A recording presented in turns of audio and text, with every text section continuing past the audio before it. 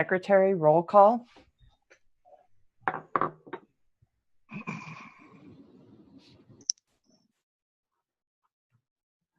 Black. Here. Cedarbaca. Here. Clark. Flynn. Here. Herndon. Here. Hines. Here. Cashman. Here. Kinich. Here. Tega. Sandoval. Here. Sawyer. Here. Torres. Here. Council President. Here. 11 members present. There are 11 members present. Council has a quorum. Approval of the minutes. Are there any corrections to the minutes of July 20th? Seeing none, the minutes stand approved. Council announcements. Are there any announcements? Councilman Cashman. Yes, thank you, Madam President. I'd like to request that a courtesy public hearing be held next Monday, August the 3rd, on Council Bill 20-0684. This would refer a measure to the November ballot, creating a 0.25% sales tax to fund programs to reduce Denver's carbon footprint. Thank you, Councilman Cashman. On Monday, August 3rd, Council will hold a courtesy public hearing on Council Bill 20-0684. There are no presentations. There are no communications. We have, oh, excuse me. Stacey, oh, here we go. I can't find the raise my hand on my iPad. Oh, no worries. We'll get you in here. And I think Kendra Black has her hand up and Chris Hines. Yeah, there's several people who did. I see, yeah. So we've got Councilman Hines up first. Sorry, it all populated at once. So Councilman Hines, please go ahead with your announcement. Thank you, Madam President. I have two things. First, 30 years ago yesterday, the Americans with Disabilities Act was signed into law by President George H.W. Bush. ADA is a civil rights law that prohibits discrimination against individuals with disabilities in all areas of public life, including jobs, schools, transportation, and all public and private places that are open to the general public. I mentioned this briefly last week. I actually made a larger statement on social media, and we'll reserve most of the comments for social media. If you want to read the comments about the Americans with Disabilities Act, I invite you to visit Facebook or Twitter, Denver Perfect 10, to read the entire statement. I want to leave you with one other comment from that statement. We are in a strong civil rights movement today in America. I am proud to say that Black Lives Matter. While I don't know your struggle, I do know a struggle. I will continue to fight for equality and equity for our communities of color. I will continue to fight for our indigenous communities. I will continue to fight for our economically disadvantaged communities. I invite you to add people with disabilities to your list of protected classes you fight for. After all, every other protected class is disproportionately higher represented in the disability community than people who look like me. Second, and also related to the ADA, I want to make public that I regret the vote that I cast last Monday in favor of Goodwill. It was my understanding that Goodwill had stopped its practice of paying sub-minimum wage to people with disabilities. While they may have ceased that practice in Colorado, it continues today elsewhere. If a rising tide lifts all boats, minimum wage should lift everyone. If you can perform a job, we should all get paid a fair wage. Thank you, Madam President. Thank you, Councilman. Up next, we have Councilwoman Black. Thank you, Madam President. I just want to invite anyone who is interested to a community meeting for a large development proposal in Southeast Denver. It is at the Marina Square that is located on Bellevue and Ulster. And the meeting, which is virtual, will be this Thursday, July 30th from 5:30 p.m. till 7 p.m. And for more information, you can visit my website or go to marinadevelopment.com. Thank you. Thank you. Councilwoman Torres. Thank you, Madam Chair. I just want to plug our second event with Raices Brewery on racism discussions, the second in a series of 5. This one will be focused on youth activism and change. And you can still get tickets at raicesbrewing.com. This event will be able to seat only 50 people in the tap room, but you can watch it live from the Raices Brewing Company's Facebook page starting at 6 p.m. This is tomorrow evening, and we will have 3 more sessions after this Tuesday, every Tuesday starting at 5:30. Hope you can join us. Thank you. Thank you. Councilwoman Sandoval. Thank you, Madam President. So I would just like to make an announcement.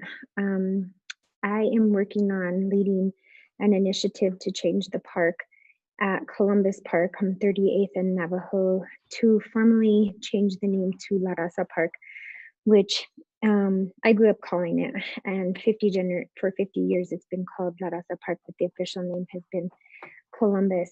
And I attempted to do my best to navigate in-person signatures in a time of a pandemic. And I just am so humbled. We had so much community support. I'd like, first of all, to thank my staff. None of this would be possible without my staff.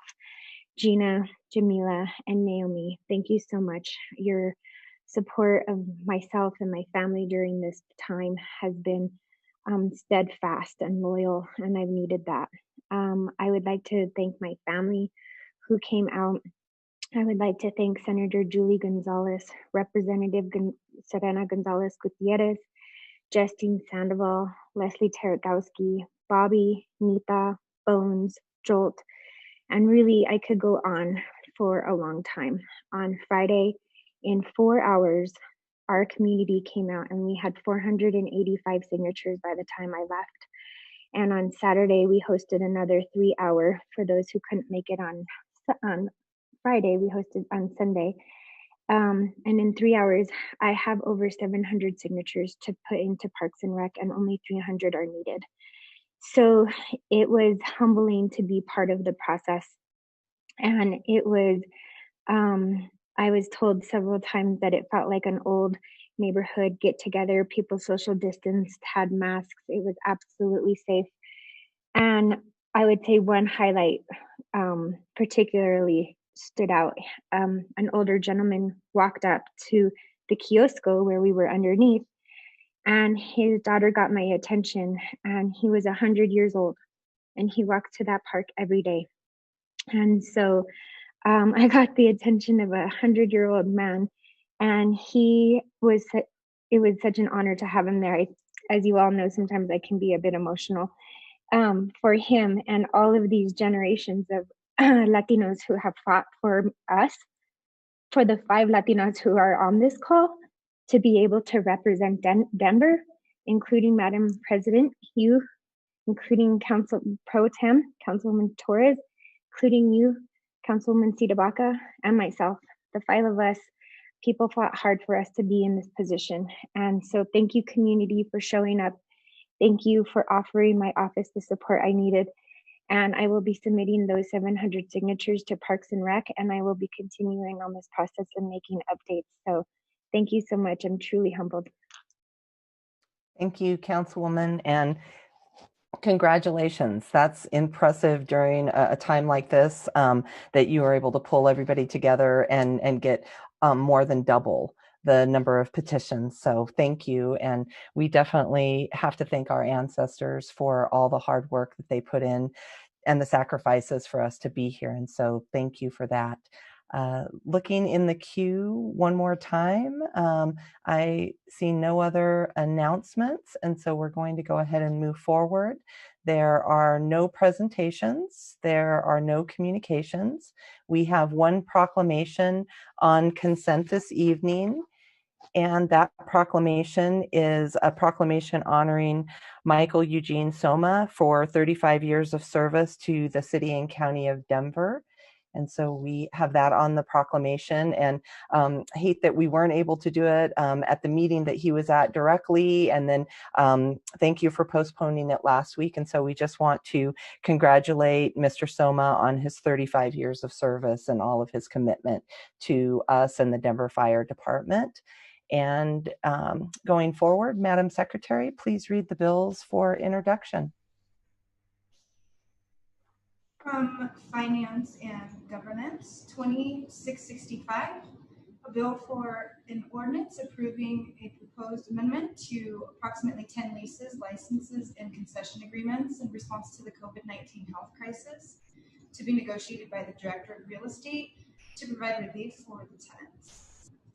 2666, a bill for an ordinance approving a proposed purchase and sale agreement between the City and County of Denver and Mercy Housing Mountain Plains.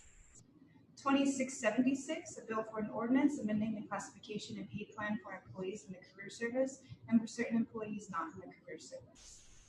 2678, a bill for an ordinance establishing a new fund in the General Government Special Revenue Fund for the Climate Federal Grants Program. From Land Use, Transportation, and Infrastructure, 2574, a bill for an ordinance approving a proposed intergovernmental agreement between the City and County of Denver and Urban Drainage and Flood Control District, doing business as Mile High Flood District for final design and construction of drainage and flood control improvements regarding South Platte River, Globeville, from 31st Street to East 50th Avenue. 2610, a bill for an ordinance changing the zoning classification for 14000 and 14422 East Andrews Drive, 14408, 14419, and 14421 East Elk Drive in Montbello. 2621, a bill for an ordinance changing the zoning classification for 4901 Green Court in Regis. 2622, a bill for an ordinance changing the zoning classification for 5320 East Hill Place in Northeast Park Hill. 2673, a bill for an ordinance approving a proposed First Amendment to North Metro Rail Line Intergovernmental Agreement between the City and County of Denver and Regional Transportation District for the North Metro Rail Line project. 2674, a bill for an ordinance approving a proposed intergovernmental agreement between the City and County of Denver and Urban Drainage and Flood Control District, doing business as Mile High Flood District for final design and construction of drainage and flood control improvements for Weir Gulch Reach W1 South Platte River to 8th Avenue. 2675, a bill for an ordinance approving a proposed Second Amendment to an intergovernmental agreement between the City and County of Denver, Board of County Commissioners of the County of Arapahoe, State of Colorado, to add additional funds for the Highline Canal Underpass project. From Safety, Housing, Education, and Homelessness, 2677, a bill for an ordinance establishing a new fund in the General Government Special Revenue Fund for the Climate Street Grants Program and approving and providing for the execution of a proposed grant agreement between the City and County of Denver and the Colorado Department of Local Affairs concerning the Renewable Denver Initiative Program and the funding therefor. And 2684, a bill for an ordinance increasing the sales and use tax by a rate of 0.25%, and dedicating the revenue derived from the tax rate increase to fund efforts to eliminate greenhouse gases and air pollution and to adapt to climate change, subject to the approval of the voters of a special municipal election to be conducted in coordination with the state general election on November 3rd, 2020. Thank you, Council Secretary. Council members, this is your last opportunity to call out an item. Council Member Sawyer, will you make the motions for us this evening? Yes, Madam President. Thank you. Now I'll go ahead and do a recap. Under resolutions, Councilmember Sedabaca and Councilmember Sawyer have called out resolution 749 for questions, and Councilmember Sedabaca has called out Council resolutions 597, 598, and 680 for questions. Under bills for introduction, Councilmember Sedabaca has called out Council Bills 665 and 676 for questions. And under bills for final consideration, Councilmember Sedabaca has called out Council Bill 668 for a vote. Under pending, no items have been called out. And the first item up is Council Resolution 749. Councilmember Sadabaka, please go ahead with your questions on Council Resolution 749. Thank you so much, Madam President. Just wanted to understand how to explain the ratchet down of the 2 shelters at National Western and the Coliseum. What exactly is happening citywide to open up space for women? Where are they going? And is this contract for the same amount of men that are currently there or for a different amount? All right, I believe we're moving the appropriate agency rep.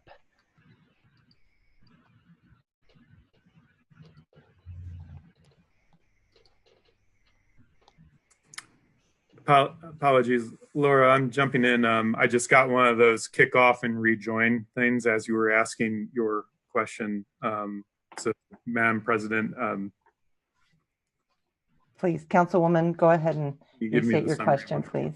So I'm trying to understand how we're changing this shelter situation at National Western and the Coliseum. The Coliseum is going away, correct? And can you explain this whole situation and what are we ratcheting down the numbers? Are we moving people back into the other shelters? What's happening in this whole ecosystem? I got you. That was my, thank you, Councilwoman Sadabaka. That was my sense of the question. So yes, I can let you know we are decompressing between the National Western and Denver Coliseum about 2/3 of the guest capacity of both those facilities. How that will play out is on August 3rd and August 4th, the women and trans identified guests who are currently being accommodated at Denver Coliseum will vacate that building, and a bit over half of them will be accommodated in motel, and the remainder will go back to shelter facilities that were operating as shelters pre-COVID, but have been reorganized for social distancing and for 24/7 operation.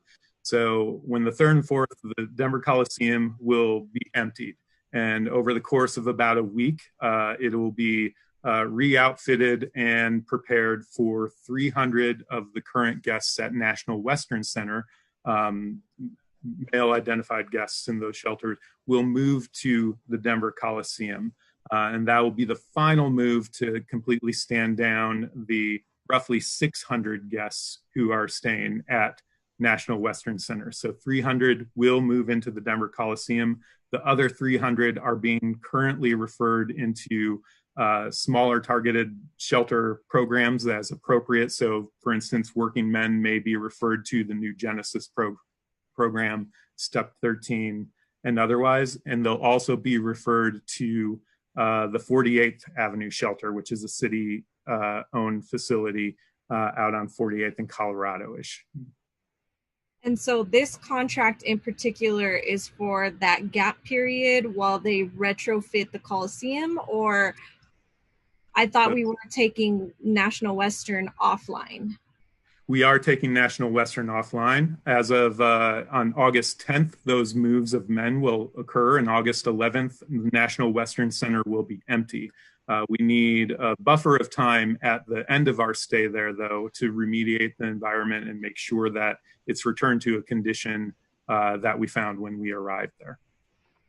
Got it. And so I do have a question about why we couldn't have made a different kind of agreement with National Western, considering we just passed a contract for credit support and a loan that they won't have to pay back on for the next 40 years. How was this amount negotiated? I've been close to the program level and aspects of those conversations and would like to defer. Laura, is that something you could speak to? Sure. Yeah, as we were negotiating the terms of this, the original contract does state that the city is required to return the facility to its use and state prior to occupancy for the use as auxiliary shelter. So it was determined that the necessary repairs that are part of this contract extension were needed to help bring the facility back to the state that it was prior to our use. So it was determined that it was most appropriate for us to give resources to the National Western Stock Show to help complete those repairs as opposed to the city completing those separately. So that's part of the rationale for the structure in this way. And so it's going to cost almost $1 million to clean, or to, when you say return it to its previous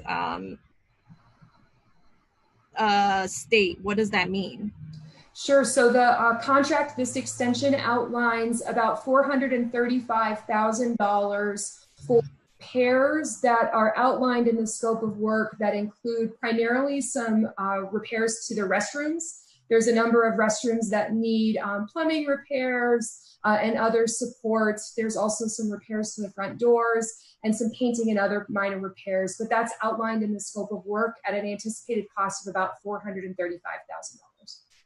And what is the other $400,000 for? So we are extending this use through the middle of August, and so our extension with that time frame has a rental fee. We also pay for utilities and then some minor labor and equipment related to maintenance of the facility. So the other costs as part of the extension are related to just the rental amount that we, as well as utilities for use of the facility.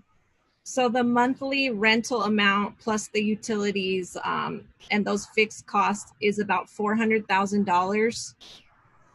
About $360,000, yes. So there's also some contingency at $40,000, which is probably what's adding up to that total. Got it. Thank you. Sure. All right, thank you. On the same line of questions, we've got a couple more council members in the queue. And so Councilman Hines, do you have a question on this, on the same line of questioning, or a new question? It is about the point about how the 300 people experiencing homelessness will be referred to entities. Is that related question, or is that a new line of questioning? We'll do a new line, and so I'm just kind of getting the queue up here. And so with that, if you would hold that question, we'll go to Council Member Sawyer has a question, and then you'll be in the queue after her, Councilman. Council Member Sawyer. Thank you. Yeah, so my questions were kind of along the same line as Councilwoman Cedabaka's. Why is the license fee being raised? So the contract says it was $15,000 per week from June 1st to July 15th, and then it raises to $37,500 per week from July 15th to August 15th. Why the differential in the weekly cost there? Yeah, there were some economic considerations as far as our partnership with the National Western Stock Show that contributed to some increase in that. I will note that the amount for that monthly fee at $150,000 is still far below market rate for this facility, which we understand to be about $700,000 for other users at market rate. So our first several weeks and months of operating the facility, we're at a very far below market rate, and this is still far below market rate, but it was due to some economic considerations in partnership with the facility owners. Okay. And then also in the contract, it specifies that we are going to be gutting and replacing their second floor bathrooms as part of returning the property back to them at the end of this time period. What precipitated the need to gut their bathrooms?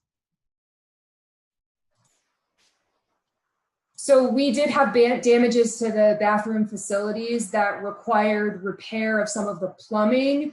So part of the demolition and support is to be able to access some of the areas that were the most damaged as part of the use. So we did have the scope of work and the proposed cost associated with this reviewed by both our representatives out at the city and service providers, as well as some of the experts in the city in real estate and general contracting through Dottie. So we did review the scope of work for reasonableness and feasibility, but that's part of the reason why the bathrooms needed some repairs is because of some of the damage to the plumbing. If this is Lisa Lumley, if I may add, the facility has seen a much heavier usage on a daily basis, and actually a 24-hour basis, than it normally would. And so that was part, as Laura mentioned, we are required to restore it back to its original condition. And some of that meant actually having to replace certain items. Got it. Okay. So is there a cost estimate for those total repairs? Because I know it says not to exceed $450,000, but there's no real, I know that it says $247,000 for the bathrooms, but between 247 and 450, there's a significant difference. So I'm just curious if we've got any sort of estimates in there anywhere. Yep, the 435 is the estimated cost of the repairs, and that's broken out in the scope by 3 different line items. So some repairs to the front doors at approximately $70,000, the repairs to the restrooms at approximately $280,000, and then the some painting and other minor repairs is estimated at about $85,000. And we do have more detailed breakdowns of each of those line items if it's helpful, but those are included in the scope and the specific items that are part of those repairs and budget amounts. Okay, that's great. I mean, and I certainly don't mean to be asking these questions in a way that suggests, in any way, shape, or form that we're not extremely grateful to National Western Center for partnering with us to, house our this, community of people experiencing homelessness over the last few months during COVID. I'm just sort of the way the contract is written is a little bit confusing and makes it look like we are the huge jump in payment, the fact that we're redoing when they're bathrooms, it looks a little odd coming through right now. So any sort of clarifications on that, we really appreciate. Thanks so much. All right, next up we have Councilman Hines. Thank you, Madam President. I caught the comment about getting referred to various entities. I know that our district currently receives more constituent contact about homelessness than any other topic. We have several encampments that contain many people experiencing homelessness. Our governor and mayor have both referred to those encampments in the last few days.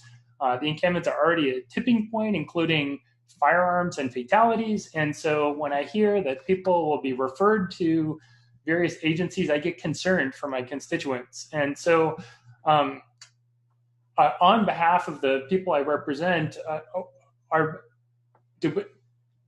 we just hoping that we can absorb the additional 300 people from National Western into our existing services and supports, or are we providing additional services and supports? Will we see something in the next few weeks, or will we see more people in the encampments in District 10 in the next few days or in the next few weeks? Thank you, Councilman. I know that's tough. I'm sorry, but I've got to ask because they'll ask me. No, it's a reasonable question. So our focus is on moving out of facilities. And so we are identifying to every guest within the current facilities options that are available to them upon standing down that facility, and are making those recommendations as we speak. The operation to empty those facilities is starting now with caseworkers with Denver Rescue Mission talking with guests at National Western Center about some of the smaller programs that may fit them in a deeper way, and making those referrals continuously. Our movements as we empty the Coliseum, those movements will be rather contained. So we're focused on being able to serve the current guests, making sure that no guests within the Denver Coliseum or the National Western Center will be simply referred back to the streets or into neighboring communities. So our mission right now is to make sure that we're approaching all guests who are accessing those services right now with an option that'll occur in lockstep with the stand down of those facilities, if not earlier. We will not stop encountering people who are sleeping in communities or sleeping outside with those referral options as well along the way. In fact, we'll continue to refer folks who may be in need tonight to National Western Center for accommodations for tonight, and begin working with them similarly and just as equally to make sure that they aren't left without indoor space to go to upon closure of National Western. Is that helpful? Yes. So related question, I believe that we have not fully allocated the individual hotel and motel rooms so far in our inventory. Do we have at least space for 300 more individual rooms in our inventory? So thank you for that question. The motel rooms that we're deploying right now, incidentally, account for about 1/3 of all the people that we accommodate overnight. So 1 in 3 individuals roughly are being taken off the streets and placed into motel. Those motels that we've deployed, the strength of that resource is only as strong as the reimbursement, the federal reimbursement criteria. So there's 2 kind of buckets of motels that we see the biggest breadth of resource to: activated respite for individuals that we can identify a positive COVID case to make sure that they're not carrying that disease into communal environments, as well as protective action. The front end barriers of a protective action motel start with an underlying condition or being age 65 and older. So for a number of individuals that we're serving, say, a 35-year-old for all self-reporting purposes is not reporting an underlying condition, we would not be able to leverage that motel, even if it existed, towards that case while still obtaining reimbursement. I do want to say, though, that a bit over half of the women who are vacating the Denver Coliseum will move into a motel room that's not FEMA associated, so has a bit more flexibility to our needs there. And we will be able to use that motel stock, roughly, I think it's 96 rooms, to be able to move women currently in the Coliseum into motel. So you mentioned that about 1/3 of the population of people that Denver supports are in hotel or motel, individual unit vouchers. What is so it made me think, what is the percentage of people that Denver supports versus the point in time count that Denver and advocate groups took in, was it the end of January? Yeah. That's pre-COVID, and I have yet to kind of sit with the data from the point in time count and blend it to a very new reality of our pandemic to kind of see what's the scale of service being offered compared to what was identified within the point in time. The point in time did identify a dramatic increase in unsheltered homelessness in city of Denver. So we're continuing to look at that, and that was before the pandemic occurred. So we're continuing to look at that and identify resources that way. One thing that I would say is that we have never been more successful at bringing people inside, and we've never placed as many people into motel as a solution as we have now, at least not in my memory. And yet we see a strong growth in unsheltered homelessness on the streets as well. The last question I'd have, and I could ask you questions all night, so I don't want to bug you. Do you have any thoughts or comments on Denver Homeless Out Loud's recent point? They did their own point in time count, and their count was more recent, as in the last couple of weeks, and they found a significantly higher number. It could be related to COVID. I just wanted to see if Host had any thoughts on DHOL's point in time count. No, I appreciate their effort to be out there doing a tent count and speaking with individuals within encampments as well. That it exceeded the January point in time count wasn't too surprising to me either. I know that as we stood up 24/7 more residentially placed shelters that were equipped with medical screening, I think a lot of people in homelessness voted with their feet to seize upon those resources, seize upon what we were able to offer. I also think that we've seen impacts of unemployment and impacts of health that we have yet to kind of translate into data and make a causal relationship to. But from my instinct, it wouldn't surprise me if we've seen a lot of newly homeless arrive to the streets as well. Well, with the expiration of both the $600 a week unemployment benefits and the expiration of the eviction moratorium, I can only imagine you are correct. Thank you, Madam President. Thank you, Councilman. Councilwoman Sandoval. Thank you, Madam President. So, Christopher, sorry if I missed this. In this contract, are we using CARES dollars? Are we getting 75 cents and they're getting the dollar? Or can talk about where that money's coming from?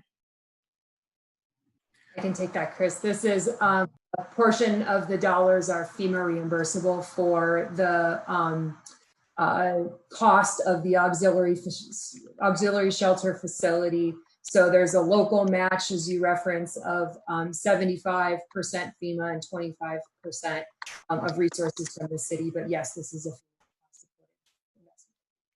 And then, Christopher, you mentioned 96 beds for women, and we wouldn't be using COVID dollars for that. And I believe that's the hotel in my council district right there on I-70 in Federal. How would we not be using COVID dollars for that hotel to shelter our homeless women? I don't understand that.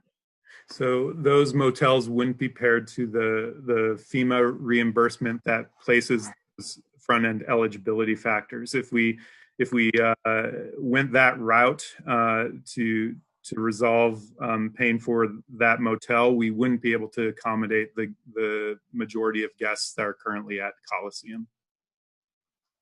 Why? Just a little bit more color. We're using the city's special revenue fund supported for coronavirus response as the funding source for that right now, but are pursuing some questions around the potential eligibility for federal funds for it. So that is the placeholder right now, and we're pursuing some potential questions around its eligibility for other federal funds. Okay, thank you. Thank you, Madam Chair. Madam President, no further questions.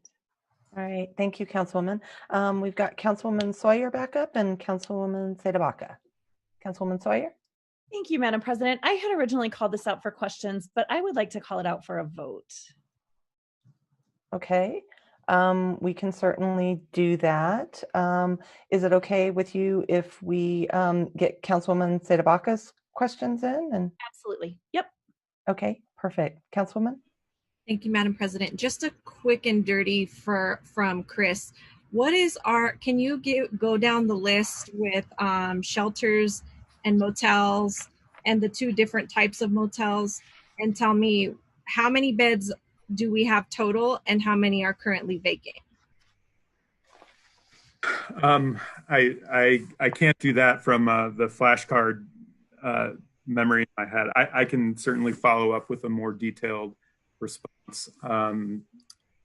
What I can say is in broad strokes of proportion, again, about 1/3 of individuals stay within motels, and within that third of individuals that are staying in motels, the overwhelming majority of those are staying as a protective measure for a long-term stay within motel. So looking at identifying those age 65 and older with an underlying health condition, who we want to move them in motel regardless of a diagnosis with COVID, because we know that if they were to get a coronavirus, they may well succumb to the disease. I think the last time I glanced at the number of people we had in motel room for actual activated respite, which is a shorter term motel stay for somebody who does have a diagnosed COVID condition that lasts for the duration that disease may be contagious with the person. So thinking about that 2-week period, those are reduced to the smaller end of double digits. So 17 to 20 individuals within that, the last I checked. I can get you the finer point on kind of the motel categories that we use so that we can better understand that. A rough estimate, how many shelter beds do we have in the city of Denver? A rough estimate for auxiliary shelters at National Western and Denver Coliseum right now, the rough estimate is 1,000. So we know we have 300 at Denver Coliseum. I think we have capacity to go up with social distancing to, I believe it's like 760 or so at Denver Coliseum, but we don't serve up to that high number. But it's 1,000 include, so the 1,000 is our current congregate shelters, but is that the 1,000 is that including all of our shelter beds in Denver? No, that's including the auxiliary Coliseum and National Western. I think one way to get it, and I have this just on my text, the last I looked for available beds each night was for a 2-week period between the 9th and the 22nd. And to give a perspective there, we had on average 543 beds that were available. So that includes on the campus between Denver Coliseum and National Western Center. It also includes looking at 48th Avenue shelter, which has been activated, and we have a capacity of about 250 there. The reasons that I appreciate your forbearance, but the reason that I have for making that a harder number to drill down is a lot of the numbers that were associated with our facilities pre-pandemic no longer apply because we're reorienting them for social spacing and reducing the capacity numbers that are within them. So there's still a little bit of looseness as we try to factor what is the appropriate number for a facility with social spacing as we're backing into that. But we're following that CDC rule for at least 6 foot spacing in between. I bring it up because I think it's critical for us to have an exact understanding of how many beds are available citywide, whether that be in shelters or in motels, because we have a court order that says we should not be sweeping people if there are not enough beds. And so even if there are 500 beds that are not being used at a shelter, but the city only has 1,000 beds available, and we know at a minimum there are 4,000 people on the street, I think that has some larger implications. So if you can get us those numbers, that would be helpful. And that is all of my questions for you. Thank you, Mr. Connor. I appreciate it, Councilwoman. Thank you. All right, thank you. Next up, we have Councilwoman Kniech. Thank you, Madam President. I just wanted to ask for clarification from the host team. So we, 2 questions. One is, what was our preference in terms of the length of the National Western Center? Is this contracting ending at our request or the request of the host facility? So first want to ask about, would we have extended if we could have? Could we have extended? Did we try to extend?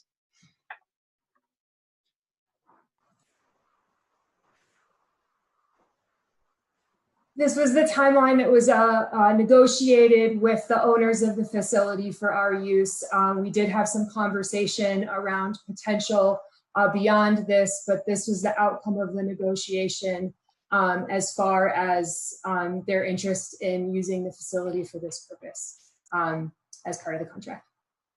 I hear you're trying to be very careful, and I respect that, but would we have extended if we could have? We would have evaluated the opportunity if we could have partnered with them to look longer. Okay, gotcha. Second question, since this has been called out for a vote, what happens if this contract fails?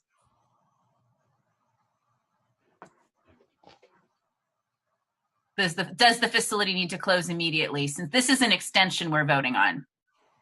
So if the contract fails, does that mean that the shelter closes sooner? I just want to clarify the meaning of our vote tonight. Or it's Lisa. Can I jump in? Please do. Yep. It would change the term, you're right, but it would also impact our responsibilities of restoring and repairing the damages to the building that we need to return back to its existing condition.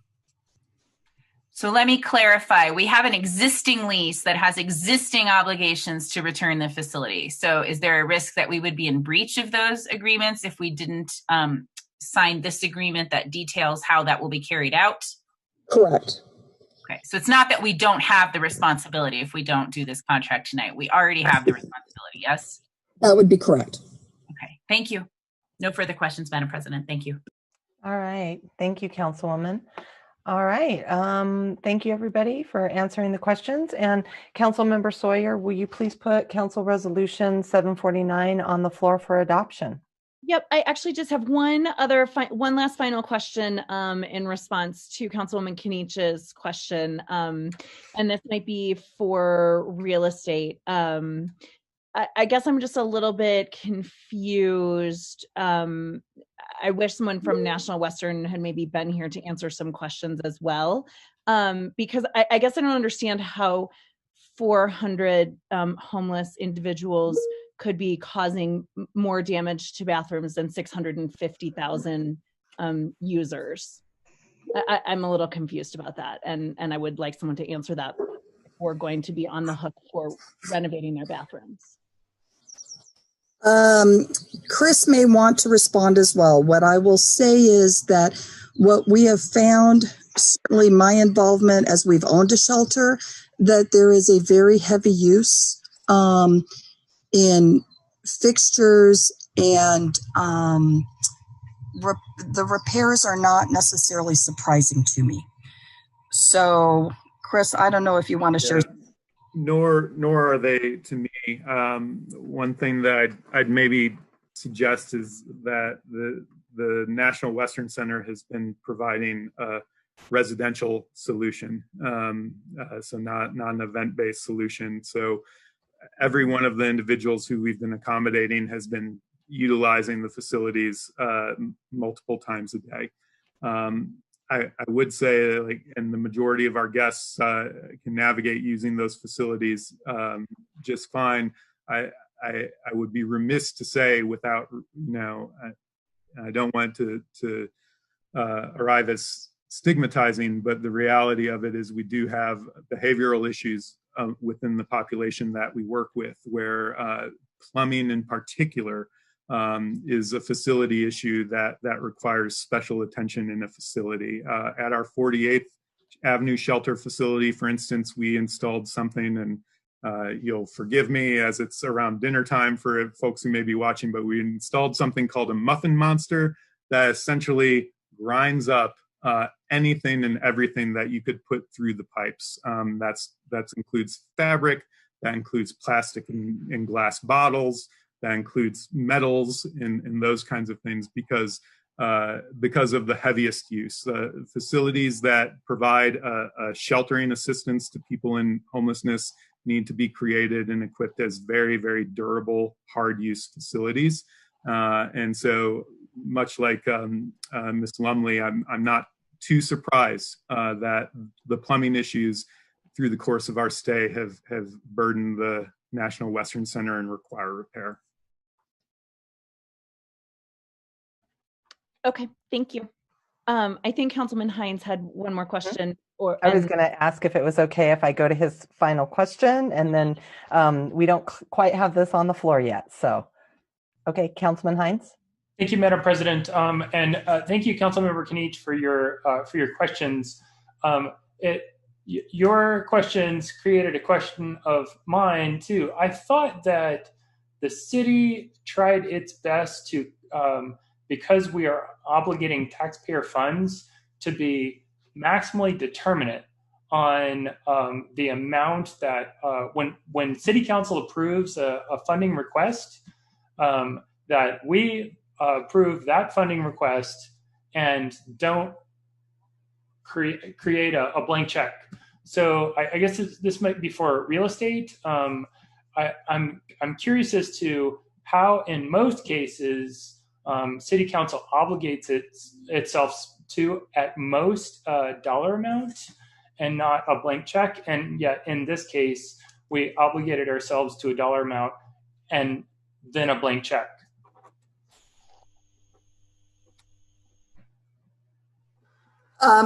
Councilman, you are right that we normally try to identify all of the costs right up front. This is an unusual agreement and situation where some of these repairs, there is no way for us to have known. We also had not intended originally when the license agreement was negotiated to be here as long as we are, which factors also into maybe some of the additional repairs that we now need to make.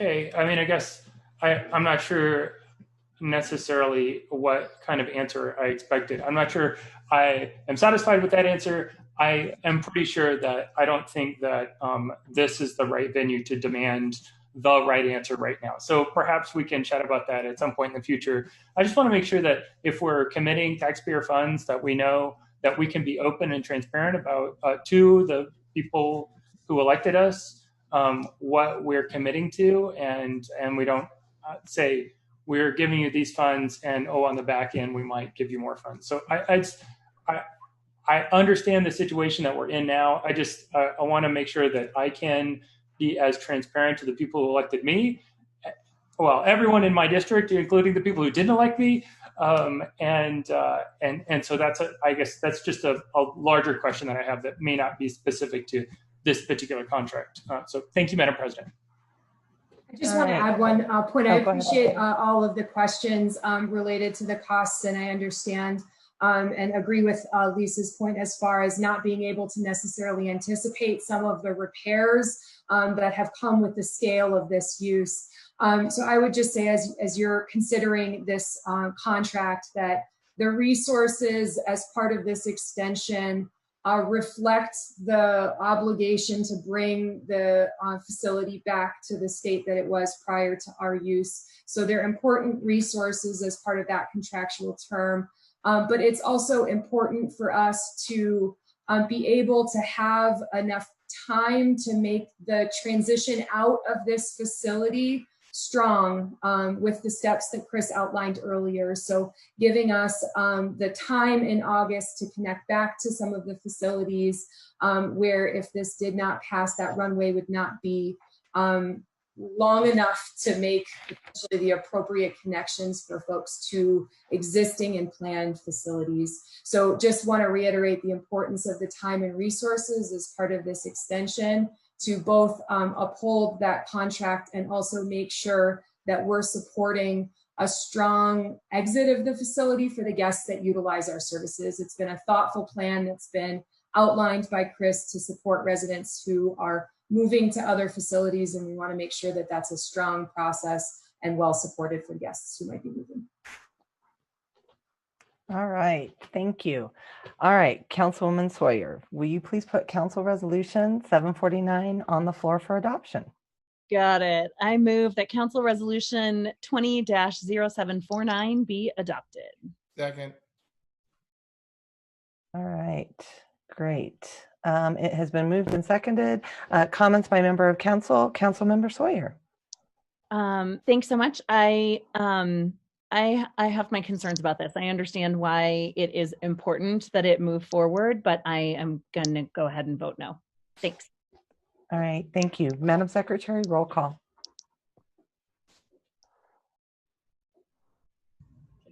Sawyer. No. Torres. Aye. Black. Aye. Cedabaca. Aye. Flynn. Aye. Herndon. Aye. Hines. Aye. Cashman. Aye. Kinich. Aye. Sandoval. Aye. Council President. Aye. Madam Secretary, close the voting and announce the results.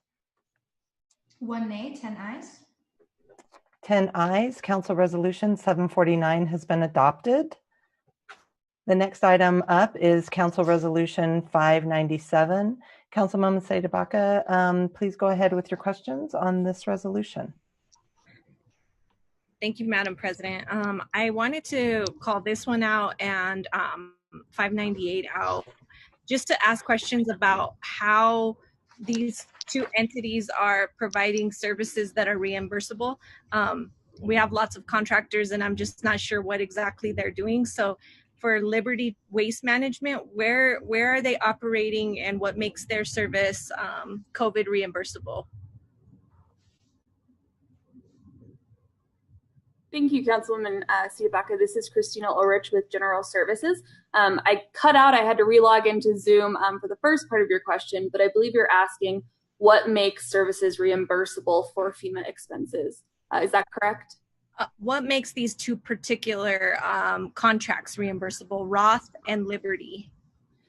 Thank you. So the services that are being provided, in addition to their regular services, we have increased the levels specifically for COVID-19. So for the Liberty Waste, we have deployed a number of hand washing stations that are specific to kind of help mitigate the transmission of COVID-19 among the public and including those affected by homelessness. In addition, we've also deployed additional portable toilets throughout different parks and other parts of the city, as Scott had mentioned in committee, again, to kind of help spread, keep the spread, keep COVID-19 from spreading throughout the community. So that's kind of how these two are applicable is, by providing those extra services, including hand washing stations and the portable toilets, they are FEMA reimbursable expenses. Now, under Roth property maintenance, because we've added disinfecting and high touch area cleaning, those two items also become reimbursable under FEMA. And so we have worked with our FEMA coordinator to really understand what can be reimbursable and really the process for getting these items reimbursed. And so by adding language, it allows us to then go ahead and submit very detailed invoices of those services so that we can get the reimbursement. Got it. And so Roth is just our cleaning company, and Liberty is doing the bathrooms and hand washing. That's correct. So Roth is our regular citywide janitorial contractor, excluding Den. So yes, they do clean all of our city facilities and have upped that disinfecting. And correct, the Clear Selections agreement is for portable toilets and hand washing stations citywide. Got it. Thank you. All right. Thank you, Councilwoman. Councilman Hines. Thank you, Madam President. Just one question. If we wanted to add hand washing stations and portable toilets, I know that some of my constituents are asking for them. Can we expand this program and expand FEMA reimbursement? And if so, would that be an additional vote that would come before City Council? So that's a great question. So under this contract, we can add facilities, additional sites that are citywide without having to amend. We already have the ability to do so under this contract, which is how we were able to already add those hand washing stations and portable toilets. So if that is something that you would like to pursue as part of your office, you and I can kind of have that conversation online to talk about the process for doing so, right? It's as simple as we get a quote. We need to know that funding initially, whether we can tie that just to our special revenue fund, which I assume we would, and backdate those FEMA reimbursables. So that's a conversation that we can kind of have to add those, but it's a very easy thing for us to add. I would be interested in that. So thank you, and thank you, Madam President. All right, thank you. Councilwoman Saidabaka. Just real quick, thank you, Madam President. How many do we have in Civic Center Park right now? Great question. Let me look at my spreadsheet and I can give you. So in Civic Center Park, it looks like we have a total of 3 hand washing stations. Oh, and porta potties? I do not see that we have portable toilets in Civic Center, at least not on this spreadsheet that I have. Unfortunately, I don't think Scott Gilmore was able to make this meeting. Awesome. Well, we will be pulling together a request to get some of these out in the communities. Thank you. Thank you. Thank you, Councilwoman. Are you good on 598 as well? Okay, great. Thank you. All right. Next up, we have Council Resolution 680. Councilwoman Seda Baca, go ahead with your questions, please.